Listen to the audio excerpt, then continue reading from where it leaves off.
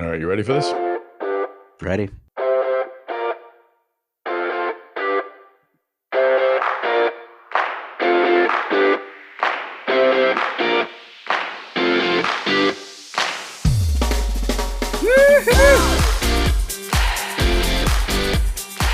Hey everybody, this is Tom Salemi of DeviceTalks. Thanks for joining us on this week's episode of the DeviceTalks weekly podcast. We're going to keep it pretty clean this week, not in terms of language, but just in terms of number of features we'll be offering you.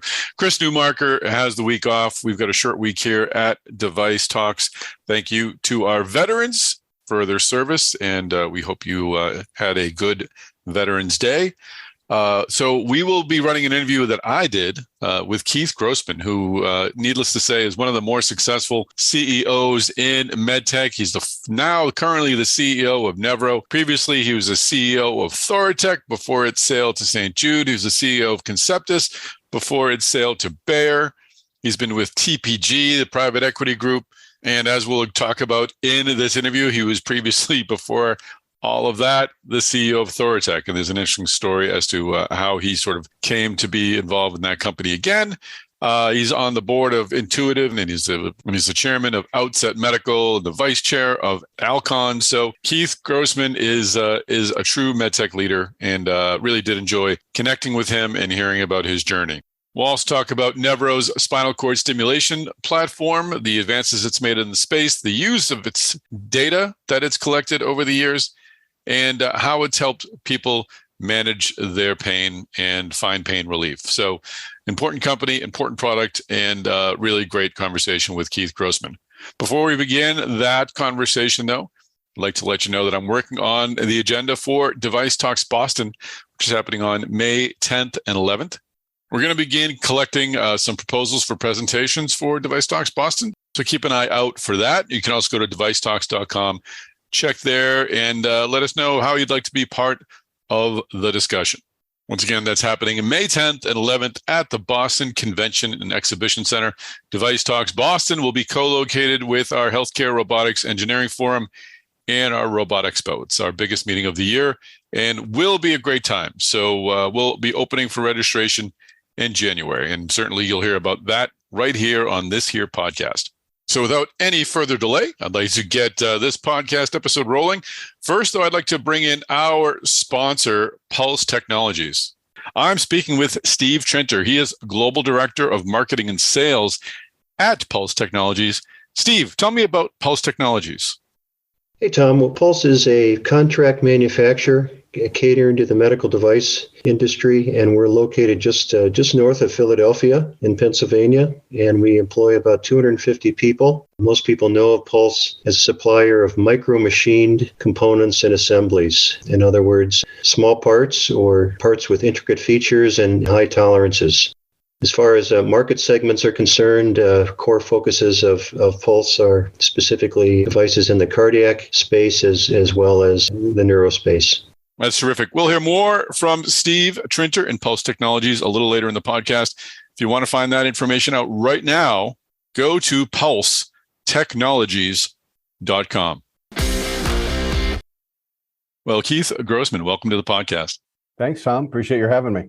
I'm excited to hear about Nevro. It's a company that has been getting a lot of traction, gaining a lot of traction, and has a long storied history. But I want to get a bit into your history and how you found your way into the medical device industry. Many of your peers, I think not many, but a few have wanted to be doctors and ran into the hurdle of organic chemistry and decided to go into medtech instead. You had a different path. You wanted to be a veterinarian, correct? I did. Yeah. I actually liked organic chemistry. Yeah. I was planning to be a veterinarian. I wasn't and I actually graduated with all my science classes and everything else. For me, it was more of a career choice. I just decided I was done with school. I wanted to go make some money and make a living. So what did you consider all industries, or because you had that background in medicine, you wanted to go into the medical device industry or something similar? Yeah, I always had an affinity for life sciences. I thought the medical application of science was particularly fascinating for no reason having to do with family. My father was a salesman, but not in the healthcare industry. And so it was logical for me to kind of combine the academic background with an entry through a sales role, because I'd seen that growing up and thought that was interesting. So I had a friend who had graduated, I guess, a year or two before me, and got me involved in an interview process with American Hospital Supply, and that's where it started. Wow. So that was early on. What was it that kept you in the medical device industry? I imagine it was more than just momentum. You must have found something you liked about it. Yeah, I think we all like what we're good at and what we become expert at. And I think the more time I spent in the industry, the more I liked it.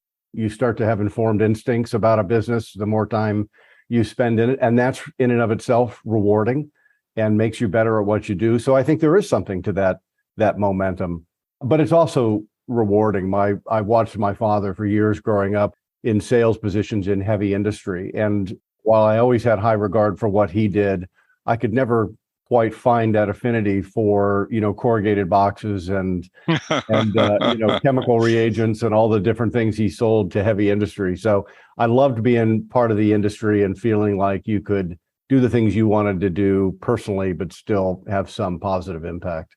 Amen. I could never see myself covering money markets or things like that. I needed to really have an affinity for what I was writing about. So sure, I understand. So it seems to me early on, at least you kind of set yourself on a management track. You were vice president, sales and marketing at, Calisatech? Is that how I'm saying? And then you went to be president of Northern Division at Eon Labs. At what point did you say, I like sales, but I really want to be a leader?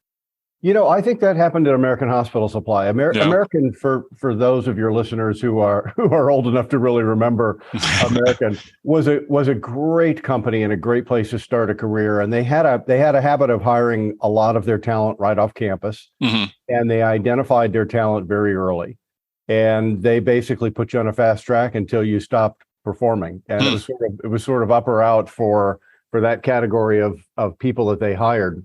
And I was lucky enough to be identified by my management team early on as somebody who they were going to start giving responsibility to. So they very quickly moved me into sales management, into marketing, and I kind of got the bug. I enjoyed being, part of bigger decisions and part of strategy setting, and liked it and wanted to sort of see what I could really do. And I think it was at American that I really got hooked on the idea of going a little further up in an organization. And you went to an interesting spot for your first CEO job. Thoratec was your first CEO job, correct? It was, yeah.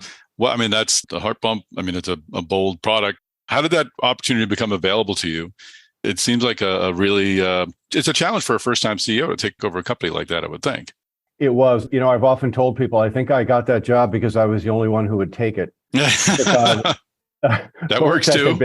I'm only partially kidding. Thoratec had been around for a long time and had been in a clinical trial, in an IDE clinical trial with the first ventricular assist device for 18 years, Tom. Oh, all right. And this was a brand new category of product for the FDA. It was the FDA didn't quite know how to regulate it. They decided to put them in the bridge to transplant pigeonhole and say, well, we're not going to allow you to put these things in permanently, but maybe you can help patients while they wait for a donor organ. And that became the applicable market for LVAD technology for a lot of years.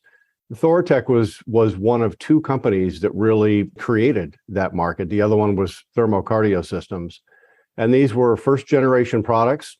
When I joined Thoratec, they had actually just finally gotten their FDA approval. They wanted a commercially trained CEO. Oh, okay. Somebody could help them grow the business. They had been public and had been delisted. They wanted to get listed publicly again and ramp their product. So I got put in touch with the company and didn't know what I didn't know about how difficult that road would really be. And it was an exciting opportunity at the age of 35 to be the CEO of a company and see if I could get it back listed as a public company again and really make something out of the technology. Listen, that ended up being a phenomenal experience. It's a great technology. The mission for those products is terrific. These are end-stage heart failure patients who don't have other options. And you're literally a life-supporting device.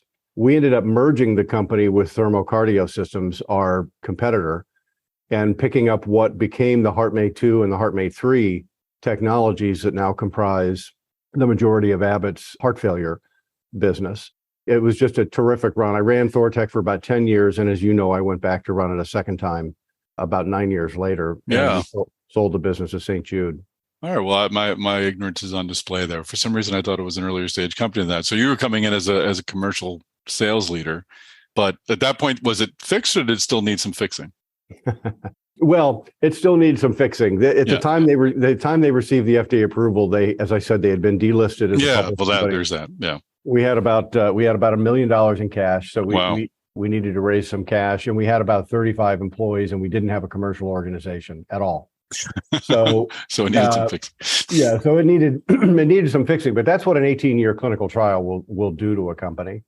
And so it really needed. It was sort of like a turnaround and a startup all rolled into one. How do you go about identifying what a company like that needs and beginning that turnaround in a cultural sense? Was there a clear first step for you going in, or did you have to sit in it for a few months and kind of assess where things had to go? You probably don't have a few months to make that kind of assessment. We didn't have a few months. We needed to raise capital, and to raise capital, you need to be able to articulate a strategy for value creation. I mean, that's a fundamental. And so we had to very quickly decide where we were going and how we were going to get there, what we needed to do differently. Part of that was creating a commercial function, and part of it was building a management team that could scale. So really the first role for me there was designing an organization and bringing in a team who could see beyond where we were and think about what this technology and this company could become. Mm-hmm. So we brought in, and we did just that. We brought in a strong senior team. We started building a commercial function, both in the field and in marketing. And we started building a commercial organization. What we were really doing, Tom, was building a therapy. This was a brand new therapy. Centers had to figure out how to integrate this expertise into their heart failure and transplant programs. CMS had to decide how to pay for it. So everything about that market was in its infancy and needed to be built at that time. Wow. So how did the merger come together? Was that something that you initiated, and did you remain with the company after that? Oh, I did. Yeah. I went to my board about a year or two into the experience, and we had a first generation device at Thoratec. It was an external LVAD. It was really ideal for bridge to transplant at that time. It was not going to be a permanent device, and it was very clear that permanent implantation was going to be the large market for all these patients who couldn't get transplant as an alternative instead of a bridge to transplant.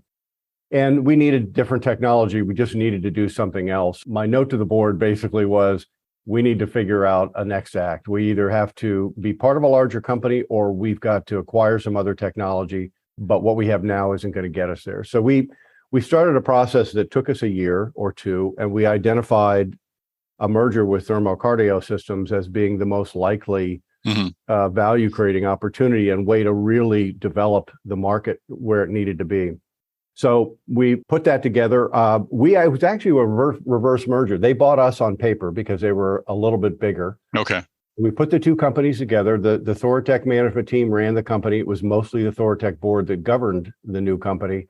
And they came along with the HeartMate 2 and the HeartMate 3 technologies in their early form, but with those technologies nonetheless. And as you know, the HeartMate 2 and HeartMate 3 really became our future. Sure. And really is now, those two products, particularly HeartMate 3, now basically make up the mechanical circulatory support industry.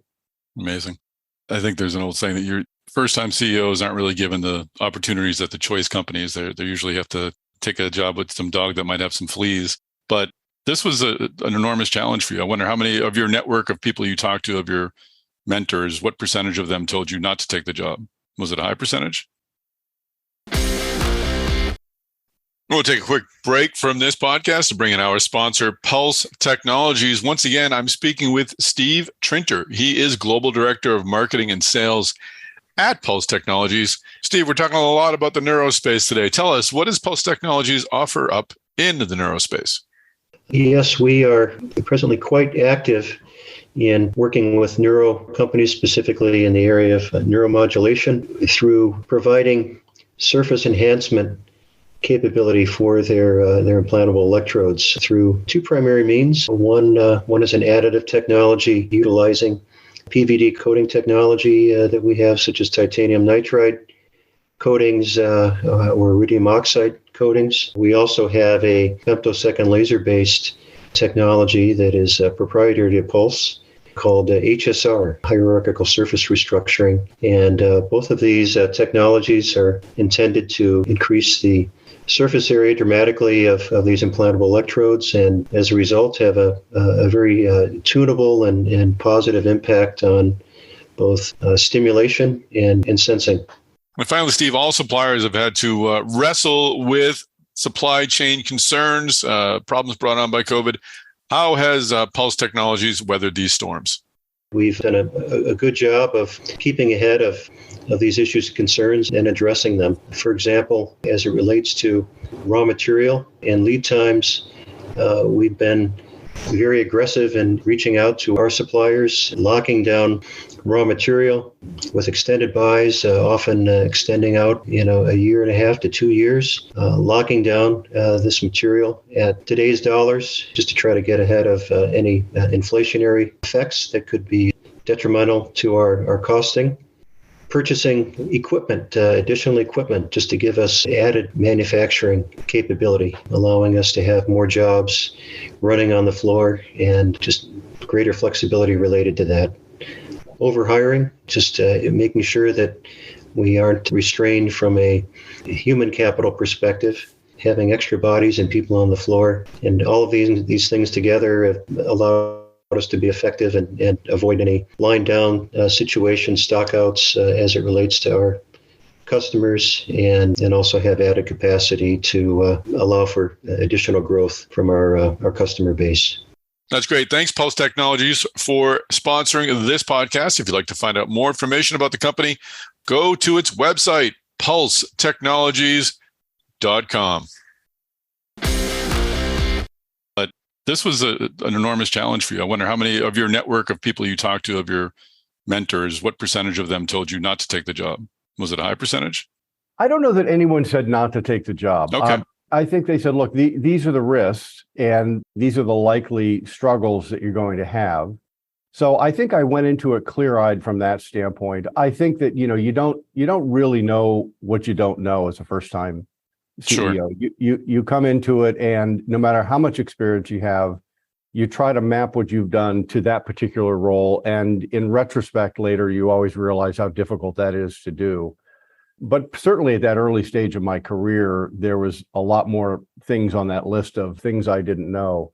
So I think naivety kind of helped me persuade myself that this was the right thing to do. And sometimes that's important. Sometimes knowing enough to be able to populate that list of everything that could go wrong keeps you from doing things and taking risks. And this was a great risk to take. It ended up being what I think was a great company doing really great things for needy patients, and along the way creating a lot of value for shareholders. So it all worked out in the end, as I say. That's outstanding. So I could obviously spend the whole conversation on this one experience, but let's move on to Conceptus. That was another opportunity. This was a company that you came in as CEO. The company was already somewhat far along in its product development. What was attractive about the opportunity there at Conceptus?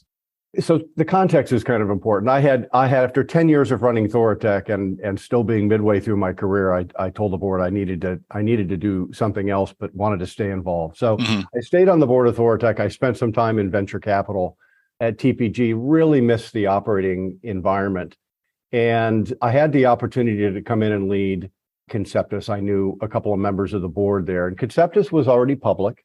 At that time, Conceptus was one of two companies in the permanent female contraception space. So this was actually technology that was spun out of Target Therapeutics and was used for tubal occlusion, fallopian tube occlusion for permanent contraception. It was a phenomenal product, great clinical data, very effective, a 10-minute procedure in the office, worked very well, was one of two products. We ended up actually, through an IP dispute, negotiating our only competitor off the market after I went in there. So we were effectively, at that point, the only device on the market. Great gross margins, great outcomes, and for some reason, the company had kind of stalled out in their growth, and their market value had suffered. They had an activist shareholder, and the board said, that we don't understand why we're not taking over this whole category. We need to do something different. So that's when I joined Conceptus, and we sort of recrafted the strategy, rebuilt the management team, rebuilt the commercial strategies and started to get some traction in growth. And we turned it around. We went from what had become negative growth. And over the course of about 6 quarters, we had gotten growth up to over 20% and actually became profitable for the first time as a company. And of course, the market cap responded and the buyers got interested much more quickly, I think, than any of us thought they might. Bayer Healthcare ended up acquiring the company. Bayer had a big presence in oral contraceptives and in IUDs, of all things, and they wanted a permanent option and they wanted an in-office procedural sales force. It made sense for them at a great value for our shareholders. So the experience for me lasted less than 2 years, but it was a rich one and experientially at least, and I think the shareholders were very, very pleased with the outcome. That's outstanding. So let's revisit Thoratec or visit Thoratec Chapter 2. Explain where the company was at that point. Were you still on the board? Is that how you came to get involved again? And I'd like to understand sort of your thought process into whether or not this was a good move for you to return to a company that you had led for so long previously. That is a topic rich with nuance. We could talk about that for a long time. I had never intended to stay on the board that long. I told the board that I would, once I stepped down the first time, look, I know that could be difficult. I'll do the best I can to be the former CEO on the board. Let's do it for a year or so and see how it works. You left CEO 2006 the first time, and then you returned again in 2014. So a good deal of time has passed. Exactly. Yeah. And I had been on the board the whole time. So I would argue that it had worked really well. And the relationship I was able to strike with the incoming CEO, who I played a role in recruiting, was a good one. And I had gone off and done the private equity thing, the Conceptus thing, and we had just sold Conceptus. And about that time, one fundamental thing changed at Thoratec from my first chapter to the second there, and that is that we had a competitor, a commercial competitor. And I think the company had been, essentially monopolist for so many years, and it was having trouble dealing with a competitive environment and started to suffer, I think, unnecessarily with what I thought was a lesser competitor with a lesser technology. And it became very frustrating for me. And so I went to the board and said, look, as the former CEO, I think I'm the last one to start stomping my feet about performance here. And I think maybe I should step off the board because it's becoming very frustrating. That catalyzed a conversation. I think the entire board was a bit frustrated and ended up within a few months with a request that I come back in and lead the company again. It ended up being a great experience. That's a tough thing to make work, the whole thing, stepping off, staying on the board, coming back in the second time. But it ended up being a really good experience, I think, for the company and for me. The second part of that was really a lot of fun. But we really got some energy back into the company. We got some, competitive spirit back into our commercial effort. We brought some new people into the organization, kept some of the people that have been there forever who were fantastic. Some of them, I think, are still with the company as part of Abbott. And we kind of got our mojo back and began to pick up share. Growth began to come back into the business, and much like the Conceptus story, it seemed to attract acquisition interest much sooner than I had anticipated. I told the board when I came back in the second time, I think I've got maybe 5 years that I can commit to coming back in for the second chapter. And St. Jude came along, really wanted to own that business, and made it interesting for our shareholders after about a year to 18 months. So it was a fairly short chapter 2, as you called it, but it was a good one. And it was the right home for the business. It's still the right home, I think, for the business over at Abbott following that acquisition. And it's turned into a really great business. Did you intend when you expressed your frustration, did you have in your mind that you'd like to take over at some point, or were you genuinely just looking to separate yourself from Thoratec? No, I very well remember the conversation that I had with one of our more influential board members who I had known very well for a lot of years, and said, look, I just want to give you a heads up, I'm going to step off. And it's become frustrating for me to watch. And I think I'm the wrong one to lead that conversation as the former CEO. I never thought I'd be on the board this long. Anyway, I should probably step off. That started the conversation with the board asking me to come back in. So no, it wasn't my intent to come back in, though I will tell you, once presented with the idea, I became enamored of it very quickly because I had a lot invested in that business over a lot of years and wanted to see the business succeed. And coming back to see that happen was a lot of fun. And you mentioned that St. Jude acquired the company just over a year later. You talked about some of the changes that you implemented as CEO, but can a company really change direction that quickly in a year? Is it just a change of attitude or approach? I mean, what can happen in a year? Apparently a lot. A lot. Yeah. I mean, I can tell you, it really depends. Well, it depends on what the change is. Look, if you've got a phenomenal culture and the right commercial strategy, and what you really lack is the right product roadmap, okay, that can take longer, obviously, especially with a class 3 implanted device. If you've got a great product and you've got a better product, for example, than your competitor, but you're losing every day because of your culture, because of your commercial strategy, those things in a company that size can actually be fixed and changed quite quickly. Less so in a large multinational, multi-divisional company. But the nice thing about these single product line, mid-size medical device companies is you can affect change in a culture and strategy quite quickly and see results. It actually can be a lot of fun. And that's exactly what happened at Thoratec. Fascinating.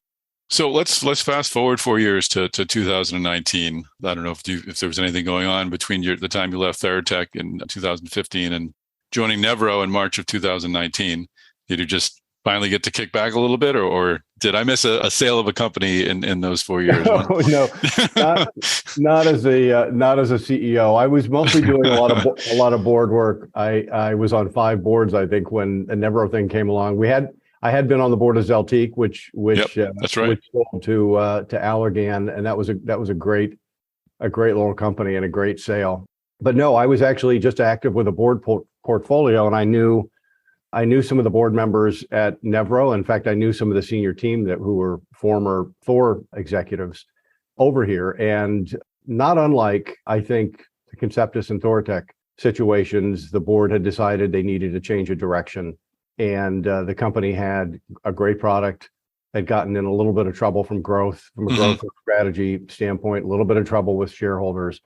And I think the board just felt like it was time for a change. And it was interesting enough to me at the time that I decided to kind of come back off the bench and see if I could help Nevro through its next chapter.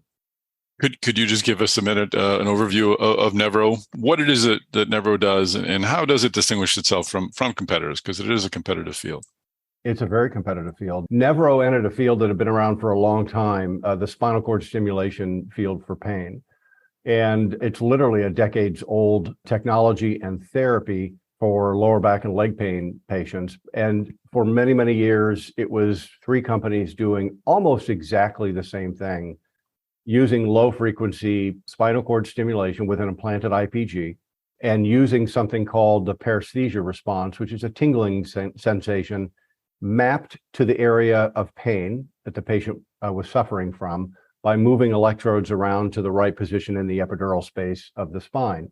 All sorts of positives, but a lot of negatives that came with that form of therapy. It was the best the field had to offer, but effectiveness was not great. It was about 50% efficacy was sort of the standard, and some adverse events associated with paresthesia that the field had just decided they had to live with. Nevro came along, and I had actually known Nevro. I saw them when I was an investor at TPG. I'd known them for years. Nevro came along with you hear this term a lot, and it's usually used incorrectly, but in fact, Nevro was truly disruptive. Nevro came in and said, we're going to think about this entirely differently. You don't need paresthesia. You don't need to move the electrodes around. We're going to use high frequency. The patient can't feel it. The doctor gets to do the same thing every procedure. And they ran a clinical trial. They controlled it against a direct competitor. They were the first one to enter the market through a PMA route. They were the first one to run a randomized controlled trial and the first one to control against a low frequency device. And it was a home run. Not only did they get approval, they got a superiority claim, and they came into the market with something very different. They revitalized the market, they rejuvenated growth rates, and they began the process of taking share. All of that to the credit of the early teams involved with Nevro. Just some great decisions, a great technology. But at some point, Nevro had not evolved. They grew so fast that They had not really evolved the organization to be able to sustain that kind of growth. They were emerging as a mid-sized medical device company that was still sort of running itself like a startup. And they began to get bogged down, not surprisingly, run into a little trouble with shareholders and valuation. That's where I came into Nevro. And that was my attraction to Nevro. I thought this is a great product that can do a lot more, that can do a lot of good for a lot of people, create a lot of value for shareholders. It just needs a little bit of care and feeding. I want to explore Nevro a little further, but I'm fascinated by the discussion about the size of the company and the difference between being a startup and not being a startup. I wonder, is there a numerical number of employees where suddenly a company is no longer a startup and needs to be a more fully built out company? Or is it more of a gut feel sort of thing? And what is the difference between being a large startup, kind of operating as a startup, and being something perhaps a little more mature? What does it look like differently organizationally or operationally? I think along that growth curve, you're always trying to optimize for the advantages and disadvantages of both large scale and small scale, because there are advantages to both. Startups are able to move quickly. They're able to make decisions oftentimes via one person. They're able to think a little bit differently and take the kind of risks that big companies don't take. They don't have franchise risk. And once they've decided on a path, they have to make it win. They have to make it successful because they don't have other things to lean on. So there are a lot of things that startups are really good at. It's no surprise that a lot of our best innovation in this field comes from startups. On the other hand, as you start to scale, there are some real advantages to scale. You can fund things differently. You can make different kinds of long-term decisions. You can set yourself up to do different things for your customers, and you can compete more effectively in what is a crowded and competitive space, which certainly our market was. So there are advantages and disadvantages to both. I think everybody's always trying to optimize that. Big companies are trying to figure out a way to be more nimble, to make better decisions, to drive growth rate and push decision-making down to the divisions, because otherwise they get beat by small innovators. Small innovators are always trying to figure out a way to scale so they can compete with big companies that have a lot of force in the channel. And everybody's trying to do that. So the goal of a company at the size and stage of Nevro was, we've got it to set the company up with a team and with process and strategy that can allow us to continue to drive this growth to where we think it can go without creating the burden and the kind of the slowdown effect of a large company, without becoming bureaucratic and process driven. So Nevro was still running, I think, in my view, a little bit as a small company. We didn't have any process. We weren't really thoughtful about commercial strategy. Decision-making was still very congested in one position, and it was starting to slow down the company. It was starting to slow down growth. So the key for us, at least in my view, was to bring in a team that really had seen that scale, that had built that scale and had done it before, to create a new commercial strategy, to begin to shift some of our investment away from just generating clinical data to having a thoughtful multi-year product roadmap with multi-generations, et cetera, which we're just now starting to see the fruits of. That takes a little bit of time. That's what we started doing when I came in. It wasn't about creating the right technology. The high frequency, the HF10 technology that Nevro brought to the market was phenomenal and still is. It was more about creating a company that had the capability of growing and getting much larger than it was. Is there a challenge to getting the existing team and the employees who have been used to doing business one way to recognize that something differently must be done and to buy into the new culture? I assume there are some bumps, but how do you go about doing that, about showing them that this way will work? It's worked before. Yeah, it's a combination, Tom. I think, Nevro had so many great people, and we still do. But I mean, even when I came in, just so many good, smart people that were a part of this company already. But people fall in all different categories. I mean, some people were really hungry for something different. They felt like they had the right technology, but they weren't winning in the market. They weren't picking up share the way they had been before. They were under pressure from a valuation standpoint. They couldn't figure it out, and they had a lot of pride in their company. They wanted to see it fixed. Others, I think, were more interested in the existing small company startup kind of culture at Nevro, didn't want it to change. And many of those people, not surprisingly, as we've started to make some changes, left the organization. Sure. We brought a lot of new people into the organization, and we needed to be able to graft those new people onto what was a real passion for what we did and what we do differently, but still bring in some of that expertise that would allow us to really formalize and professionalize our commercial strategy, for example, and prepare for larger scale. So people fall into all different categories. We had some great people who want to change, who are still here, some great people who weren't sure about the change, but got to the point where they realized they liked it and stayed, and some other people who just didn't really want any part of the change, and those people left. And I think that's just a normal part of this process. Let's talk about the development of the market then. I mean, the neuro space, the stimulator space, tell me if I'm wrong or being unfair, but I think it's always had sort of a black box quality where we know we do this and we know this is the outcome. There's an uncertainty as to how that sort of works. And maybe I'm being unfair with that. Let me know.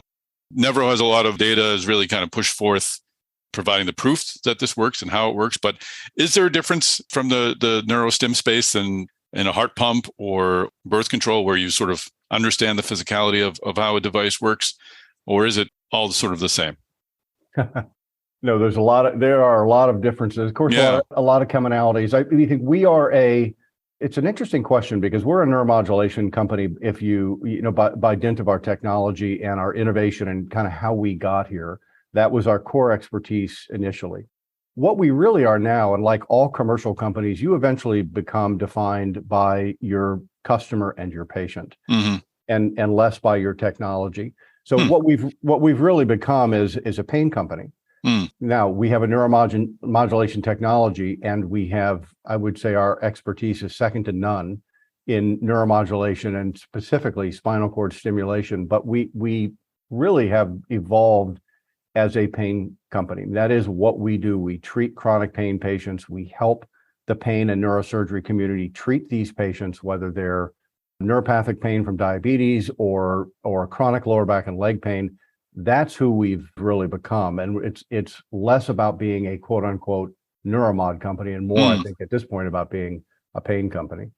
That sort of reflects the change in culture as well, being small company versus big company. If you're connecting more with your patients and the impact of your technology, I think it's definitely a different flavor of company. So where are you in commercialization? What is the competitive field like? If you just give us an overview, and how is Nevro faring against the others in the space? We've done what not many medical device companies are able to do. We came into what was a relatively mature market populated by the biggest of the medical device companies.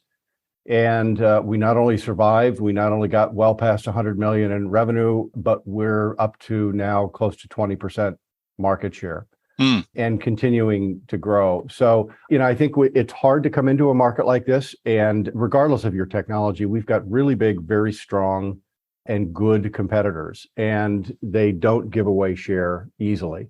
And so I think we've done something that's very difficult to do for a new emerging medical device company. And I think we'll continue to grow. I think we strongly believe, and our data is pretty clear, that we do have a better therapy and we do generate better outcomes and better workflows for our doctors. And we have the versatility to treat different kinds of patients. And we're proving that in areas like non-surgical back pain, and maybe most interestingly, diabetic neuropathic pain, which is kind of emerging as one of our primary growth drivers, we believe, in the coming years. So I think there's a ton of excitement here that despite the things that we've accomplished as a new entrant in this space, that we've got a long way to go with our technology and our market presence. How big is the market? It's a large market, and it's I think you folks are just scratching the surface of it, right? It's interesting. The spinal cord stim market for pain is about a $2.5 billion market. It's still a very underpenetrated market. I'll give you an example. Just the non-surgical back pain patient population, which is emerging as a fairly new subsegment of back and leg pain for neurostim, is probably something like a $12 billion TAM, just looking at the annual incidence rate. There's a ton of these patients who don't have surgery as an option, but who have bad enough and chronic back and leg pain that they would be candidates for some other option. That market's only about 5% penetrated right now. The rest of the market are failed back surgery syndrome patients who have had back surgery. They don't have any other options. They still have horrible chronic back and leg pain. And that's probably 2/3 of our business. But even that market is less than 20% penetrated. So there's a large total addressable market that, despite all the years of growth, is still relatively underpenetrated. And then there's this new diabetic neuropathic pain market where we are the primary driver of that market right now with our technology. And that we think is probably about a $5 billion annual market for patients who have had for many years no other options. That market is in its infancy. We're about a year into developing that market. We're as excited about that as almost anything we're doing. People talking about the medical device industry talk about companies like yours as being an alternative and hopefully a solution to the opioid crisis, to the reliance upon painkillers. It seems like a no-brainer to me as a layperson that this would be a preferable, safer route. But what's it going to take for you to make inroads in that regard? And do you replace painkillers, or do you merely complement painkillers? Are you getting people off prescriptions or just helping people who are already on prescriptions? Yeah, in almost every clinical trial we've run over the years, we track opioid use over the course of the clinical trial in our patients. And in almost every case, we show reduction to elimination of opioid use in our patients. So we know that effective spinal cord stimulation, certainly ours, shows a reduction in the use of opioids. Opioids aren't a terribly effective pain management approach. It's just what's available. And so I think, yes, we're positioned as an alternative, but really we're positioned as an alternative for pain. And once pain gets taken care of, then drug use, specifically opioid use, tends to take care of itself on a patient-by-patient basis. It's not our central indication, but we do see that impact in patients that we treat. They just simply use less opioids because they don't need them. And most patients don't really want to use them. And most doctors actually in our space don't want to write for them. Sure. I think it's just a matter of, what options they've had historically in their arsenal. Well, it seems that doctors are hungry for alternatives, so I'm sure you have them as allies. How are things shaping up on the payer front, the all-important payer front? I know you got an approval earlier this year from United Healthcare. I think there was some sort of amendment that they would cover only folks who had back surgery and folks who didn't decline to have back surgery, and I can understand those who wouldn't want to have back surgery. Where are you with reimbursement? Yeah, I would say overall, we've had a ton of success with payers. So first of all, spinal cord stim for pain has been around long enough that it's well characterized as a therapy. Payers pay for it. Medicare pays for it. Almost all commercial payers pay for it. They have restrictions in how they define the patients and who they'll cover and who they won't, of course. And that's the nuance that really matters. But in general, these procedures are being done in both hospital outpatient and ASC settings. The facility reimbursement and the physician reimbursement are at acceptable rates to cover the cost of the technology and the intervention. So I'd say overall reimbursement is in a pretty good position for these patients and for our doctors and our centers. Now, as you begin to make changes in who you think you can treat, then obviously that begs the question, what will payers do? Mm-hmm. With, for example, painful diabetic neuropathy, which is an indication we just got approval for last year, that's required a lot of heavy lifting with payers to make sure they understand the data, these new patients, why they should be treated. We came into this year, our estimate was about 25% of PDN patients in the US were in a plan that actually covered PDN. Between the beginning of the year and today, we think we'll finish this year rather at not far from 70% of PDN patients being in a plan where they will have coverage. So we've made a tremendous amount of progress with the payers. We're doing the same thing with non-surgical back pain. And I think what you're referring to with United, it's interesting. Two of our more interesting announcements on coverage this year have been United. On one hand, they were the first big commercial payer to say, we're going to pay for SCS therapy for these diabetic neuropathy patients. On the other hand, for non-surgical back pain patients, they said, we're not ready to cover it yet. And so they put a non-coverage policy in place. This is kind of part of the pathway. This is the way, frankly, the game works. Our job is to generate more data, longer term data, continue to educate the payers until they feel comfortable that the therapy is characterized and they should be paying for it. We'll get there with all these payers with non-surgical back, and we're making huge progress with diabetes, and our core market is actually already well covered. So I think we're in pretty good shape with payers. Great. And final area I want to cover, and you've been very generous with your time. Thank you. You're talking about data. You've collected a lot of data. Data is now king in medtech and in healthcare. What are future applications for Nevro in terms of incorporating big data, either in treatment and perhaps in control of the device? How are you looking to employ AI? Do you see an opportunity for apps that are used to help a patient sort of control their own treatments? Where are things headed? Yeah. Well, stay tuned because we have, as a company, I will tell you, one of the early strategic decisions made by early leadership at Nevro was I think terrific in retrospect, and that was to create a cloud-based database for all their patient outcomes. We have a very close relationship with our patients pre and post implant, and we gather a ton of data. It's captured now in between 80 and 100,000 patients in our cloud database and 20 million clinical endpoints. So we know what program they're on, when it changes, what their pain levels are. We have recordings of our conversations with patients. We have a tremendous amount of really good big data that has to be the backbone of an AI-informed therapy or diagnostic approach. And so we've now decided to use that to evolve our therapy. And you're going to hear more. I don't want to spoil the surprise, but our next platform is going to take full use of that data and an AI-based approach to, we think, kind of move our therapy into what we think will be the future for spinal cord stim. And you're going to hear more about that in the coming weeks. Well, I would have to think, just from that comment, that your relationship with patients is probably tighter than many other specialties, even a heart pump or glucose monitor. People live with these conditions and sometimes forget that they have to have the treatment to continue to thrive. Whereas with pain, you never quite forget about pain. Pain's with you forever. So I'm sure they're well attuned to their device, and I'm sure checking in with you frequently to make sure it continues to provide them relief. Yeah, well, pain is variable from patient to patient, and even for one patient from month to month and year to year. And our product allows a tremendous amount of variability from a programming standpoint. So all of that combined means we have kind of an ongoing relationship with patients where we're always trying to optimize the outcome, and we have the ability to do that, and therefore we have a reasonably long-term relationship with these patients, and that's kind of part of how we get the kind of outcomes that we get. It also means we generate a tremendous amount of data, and we have longitudinal data over these patients for many years. And we're the only ones in this space who have been doing that and been collecting that data. And it's very powerful if you use it the right way. And we think we're on the precipice of being able to do that.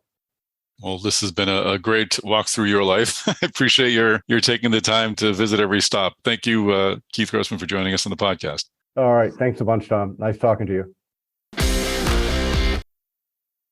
Well, that is a wrap. I hope you enjoyed that conversation with Keith Grossman. I'd like to thank Pulse Technologies for sponsoring this episode of the DeviceTalks Weekly Podcast. Thanks to you, of course, for joining us. Please do subscribe to the DeviceTalks Podcast Network. By doing so, you'll receive future episodes of the DeviceTalks Weekly Podcast, the Stryker Talks Podcast, and the Intuitive Talks Podcast. We have a couple of those coming out in the next few days, so you don't want to miss that. Please also subscribe to the Medtronic Talks podcast. They have their own channel, and you can find all of these podcasts on any of your favorite podcast players. And of course, it's available on the company websites and right there on DeviceTalks.com, where you can also learn about Device Talks Tuesdays and, of course, the upcoming Device Talks Boston. Please do share this episode of the Device Talks Weekly Podcast on your social media channels. And when you do, connect with me. I am on LinkedIn, Tom, Salemi. I am also on Twitter. If you're curious about my Wordle scores, they're actually quite impressive. You can find me there at MedTechTom. You can find Chris Newmarker on Twitter at Newmarker. I have no idea if he even plays Wordle, but he probably should. And you can find him on LinkedIn as well. Also, please follow Device Talks on LinkedIn and Mass Device. It's the best way to keep abreast of what we're up to, and we're going to be busy, so you don't want to miss a thing. Thanks again for joining us on this episode of the Device Talks Weekly Podcast. Stay tuned for episodes of Intuitive Talks and Stryker Talks coming your way, and Medtronic Talks as well. And of course, we'll be back next week with another great episode of the Device Talks Weekly Podcast.